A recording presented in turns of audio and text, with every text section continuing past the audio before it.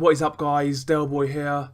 So the WBC have made a ruling on the Deontay Wilder versus Luis Ortiz situation. Obviously, last week it was reported that Luis Ortiz tested positive for a banned substance. That substance turned out to be a blood pressure medication.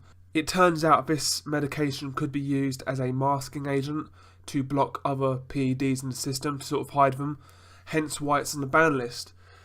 And after the failed test, the WBC and VADA and whatever, they was going to do their investigation, see what's happening. And today they have ruled that Luis Ortiz is no longer eligible to fight for the WBC title, and they have now ordered Deontay Wilder to fight fellow drug test failure Bermane Stiverne in a rematch of a fight he's already won over 2 years ago, and a fight that nobody wants to see again. Firstly, in regards to the Luis Ortiz situation, a lot of you people need to stop making excuses for him. I mean, the reality is, if this guy really has high blood pressure, I mean, he's a pro athlete with people around him. Surely he would go to VADA or the clean boxing program and advise them that he requires blood pressure medication, and he could ask them, is there anything that they recommend that is not on the ban list and what's available to take? He could have asked that, but he never did. He could have also filled out on the VADA forms if he has been taking any medications. You know, they're on the VADA forms where you take your test. You can actually declare if you've taken anything, but he didn't declare it. So my whole thing is this: if it was just an innocent thing where Ortiz genuinely needed blood pressure medication, why wouldn't he say? Why wouldn't he ask the question? I think it's highly suspicious, and I personally feel he was trying to get an edge, to be quite honest. I mean, why wouldn't he say? And yeah, people who are making excuses saying, oh, it's a blood pressure medication, he's not cheating. It's a masking agent. I mean, come on now. And it's not like this guy hasn't had past history for doing it. So listen, the guy's a cheat.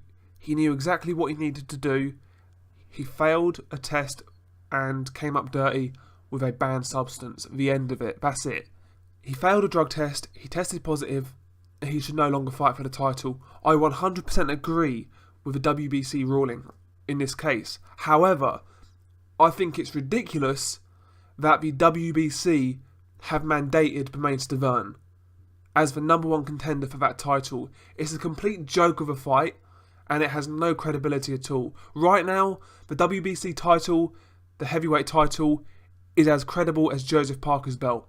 It's not more credible at this point, and there's no way you can say that, because the reality is, I mean, let's look at the WBC. I mean, do you recall when Orlando Salido was going to fight Francisco Vargas for a WBC title, and Vargas tested positive for a banned substance?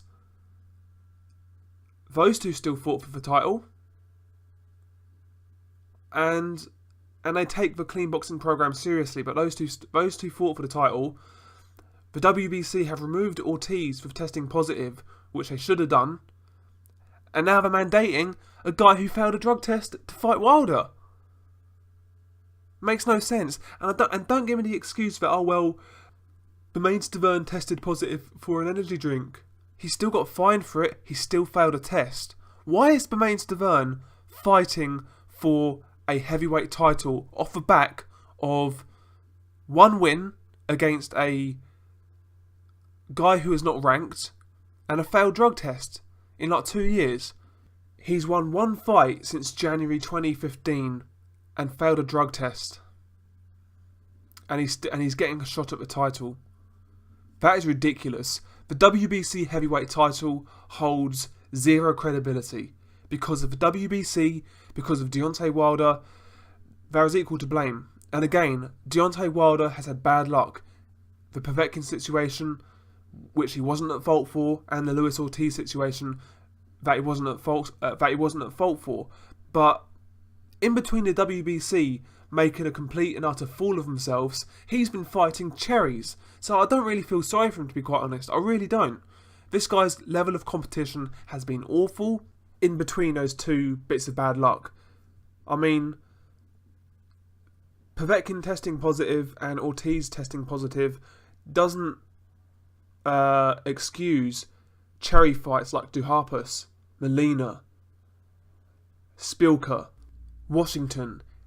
It doesn't excuse those terrible fights, because all of those fights were terrible if we're going to be completely honest about it.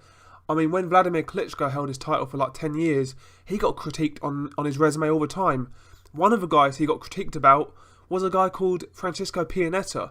He was apparently one of the worst title contenders of all time, and that guy beat Duhaupas.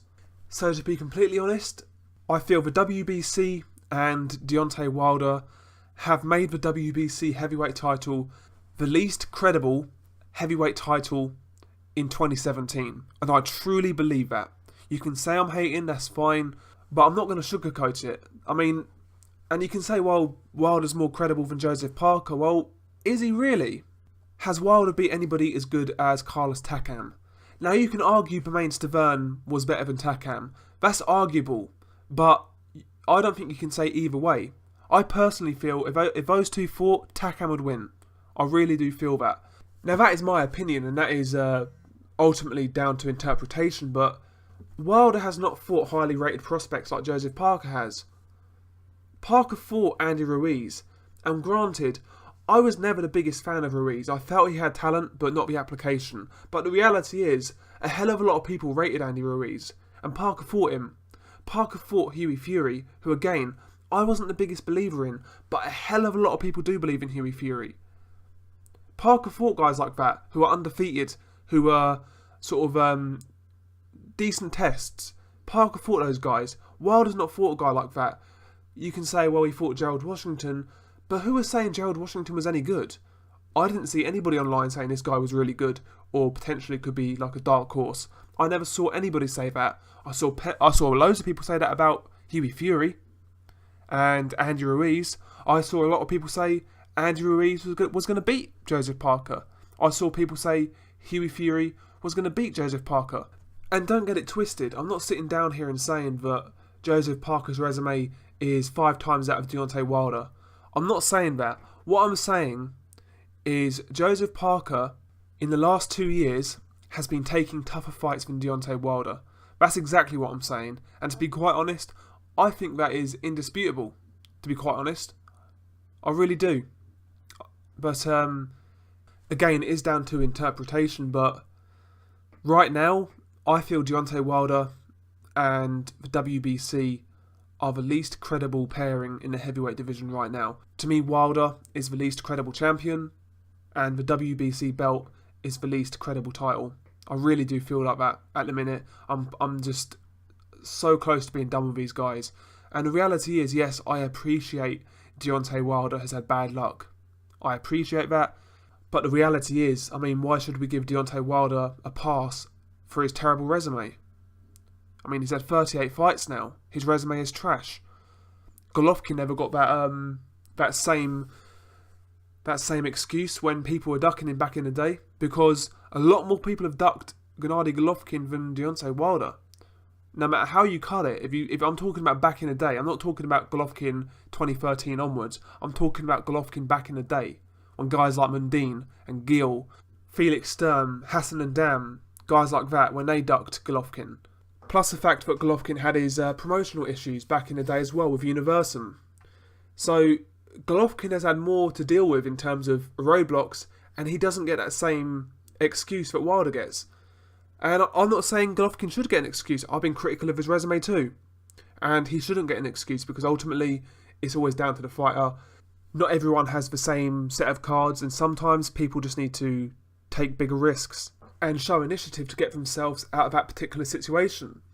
And again, I'm not excusing Gennady Golovkin's resume, because I think it's a lot better now, but it's still not great.